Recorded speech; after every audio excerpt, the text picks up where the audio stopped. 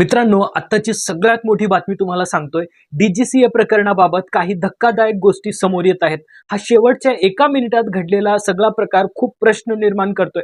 शरद पवारांनी यामध्ये राजकारण करू नका असं सांगितलं असलं तरी इथे मुद्दा राजकारणाचा नाही तर अपघाताची जबाबदारी कोणाची आहे ते समजून घेण्याचा आहे। इतका मोठा नेता अचानक जातो तेव्हा तो फक्त अपघात म्हणून विसरून चालत नाही। नेमकं काय झालं, त्यामागची खरी कारण काय असू शकतात हे वास्तवावरून समजून घेणं गरजेचं आहे आणि तेच आपण या व्हिडिओमध्ये पाहणार आहोत। इथे फक्त एका नेत्याचा प्रश्न नाही तर एका वडिलांची 29 वर्षांची मुलगी सुद्धा गेलेली आहे, जिचा 80,000 पगार असल्याचा अभिमान तो बापाने दाखवला होता आणि म्हणतोय पायलट अनुभवी नव्हते असा आरोप पिंकी माळी यांच्या कुटुंबियांनी केला आहे। ज्यांचा सरळ प्रश्न आहे, जर धुकं होती आणि रनवे स्पष्ट दिसत नव्हता तर लँडिंगचा प्रयत्न का केला? डीजीसीए कडून क्लिअरन्स मिळेपर्यंत लँडिंग करू नका असा इशारा असताना निर्णय का घेतला हा मुद्दा सध्या सोशल मीडियावर मोठ्या प्रमाणात चर्चेत आहे।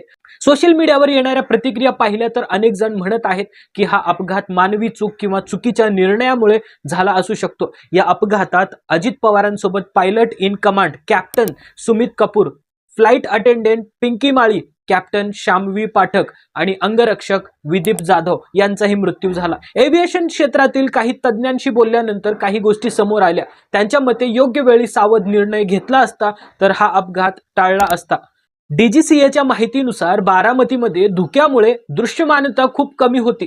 पहिला लँडिंग प्रयत्न अपयशी ठरल्यानंतर गो अराउंड करण्यात आला। त्यानंतर क्रूने पुन्हा रनवे 11 वर अप्रोच घेत असल्याचं सांगितलं।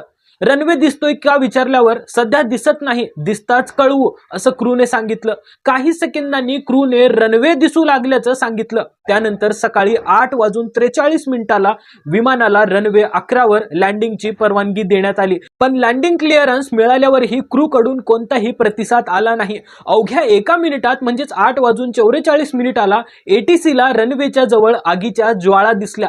दृश्यमानता कमी असताना सुद्धा पायलटने विमान खाली उतरवण्याचा निर्णय का घेतला हा मोठा प्रश्न आहे। त्याच वेळी पायलट कडून कोणताही आपत्कालीन संदेश म्हणजे मेडे कॉल दिला गेला नव्हता। काही तज्ञांच्या मते पायलटने लँडिंगचा हट्ट न धरता विमान पुणे किंवा मुंबईकडे वळवलं असतं तर अपघात टळू शकला असता। कमी दृश्यमानतेत लँडिंग करताना पायलटकडे अचूक निर्णय क्षमता असणं खूप महत्त्वाचं असतं। लँडिंग वेळी उंची, वेग आणि समतोलता यात थोडी जरी चूक झाली तर मोठा अपघात होऊ शकतो। त्यामुळे पायलटच्या निर्णयात चूक झाली आहे का हा मुद्दा तपासण्यासारखा आहे। पिंकी माळी यांच्या कुटुंबियांनी सुद्धा असाच आरोप केला आहे। नागरी विमान वाहतूक मंत्रालयाच्या माहितीनुसार एटीसीने परवानगी दिल्यानंतर पायलट कडून नियमाप्रमाणे प्रतिसाद आला नव्हता। हे नियमभंग असू शकतं किंवा त्या क्षणी कॉकपिटमध्ये गोंधळ निर्माण झाला असल्याची शक्यता आहे। अशा परिस्थितीत जबाबदारी वैमानिकावर येऊ शकते, म्हणजेच पायलटवर येऊ शकते असंही सांगितलं जाऊ शकतं।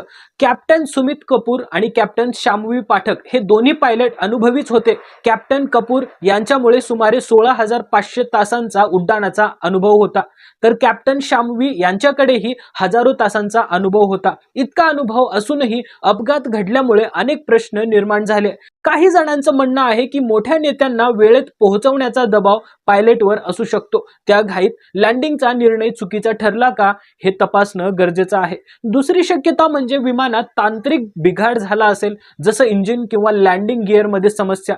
याचं खरं कारण ब्लॅक बॉक्सच्या तपासातूनच समोर येईल। माहितीनुसार विमान रनवेच्या सुरुवातीलाच जोरात आपटलं आणि त्यामुळे स्फोट झाला। वेग आणि उंची योग्य असती तर कदाचित क्रॅश लँडिंगमध्ये काही जीव वाचले असते असेही काही तज्ञांचं मत आहे। सुरक्षितेला वेळेपेक्षा जास्त महत्त्व दिलं असतं तर निर्णय वेगळा असू शकला असता अशीही चर्चा आहे। या घटनेत फक्त एक नेता नाही तर त्यांचे अंगरक्षक आणि पिंकी माळी यांसारखे इतर लोकही गेले। नियतीचा खेळ कधी कसा वळण घेतो हे कुणालाच कळत नाही। आज वास्तव इतकंच आहे की अनेक कुटुंबांनी आपले माणसं गमावली। मनाला भिडवणारी गोष्ट म्हणजे ते नेहमी कामात व्यस्त असायचे। काही मिनिटं जरी थांबले तरी त्यांच्या आजूबाजूला कागदपत्र आणि कामांचा ढीग असायचा। अपघातानंतर घटनास्थळी विखुरलेले कागद जणू त्यांच्या कामाप्रती असलेली निष्ठेची साक्ष देत होते। शेवटपर्यंत लोकांची काम करत जगलेला हा माणूस कामाच्याच विचारात निघून गेला अशी भावना अनेक जण व्यक्त करत होता। दादा आज आपल्यात नसले तरी त्यांनी केलेल्या कामांची आठवण आणि त्यांचा प्रभाव महाराष्ट्रात पुढच्या अनेक पिढ्यांपर्यंत जाणवत राहील हे नक्की. आज अनेकांच्या मनात दुःख, बेचैनी आणि वेदना आहेच. फक्त कार्यकर्तेच नाही तर सामान्य लोकही या बातमीने हादरलेले आहेत. हा असा धक्का आहे जो सहज विसरता येणार नाही. कालपर्यंत ठाम बोलणारे, दमदार आवाजात निर्णय घेणारे अजित पवार आज आपल्यात नाहीत. ही गोष्ट अनेकांना अजूनही पटत नाहीये. त्यांचे कार्यकर्ते अजूनही जणू त्यांचे फोन येईल, एखादं काम सांगतील या आशेने स्वतःला सावरत आहेत. माणूस कोणत्या पक्षाचा, विचारांचा किंवा जातीचा होता यापेक्षा तो काम करणारा होता, लोकांना मदत करणारा होता हे लोक जास्त आठवत आहेत. सर्वसामान्य कार्यकर्त्यांना पुढे आणणारा आणि अडचणीत लोकांसाठी धावून जाणारा नेता अशी त्यांची ओळख होती. पहाटेपासून कामात गुंतलेला हा नेता अचानक कायमचा निघून गेल्याने अनेकांची मन सुन्न झाली आहेत. अशा प्रकारे एखादा मोठा नेता अचानक गेला की अनेक प्रश्न उभे राहतात. हा अपघात टाळता आला असता का? यात मानवी चूक होती का? तांत्रिक बिघाड होता? असे प्रश्न लोकांच्या मनात आहेत. या घटनेत फक्त एक नेता नाही तर आणखीन 4 जणांनीही जीव गमावला आहे. पायलटवर चूक असल्याचं म्हटलं तरी तेही स्वतः वाचले नाहीत. त्यामुळे नेमकं काय महत्वाचं आहे? या प्रकरणात राजकारण नको, पण सत्य समोर येणं गरजेचं आहे. आज दुःख ताजं आहे, उद्या लोक कदाचित पुढे जातील, पण जर यात मानवी किंवा तांत्रिक चूक असेल तर त्यावर चर्चा होणं आणि धडा घेणं आवश्यक आहे. या सगळ्या विषयाकडे तुम्ही कसं पाहता? तुमचं मत कमेंटमध्ये नक्की सांगा. तोपर्यंत भेटूया पुढच्या व्हिडिओमध्ये. जय हिंद, जय महाराष्ट्र.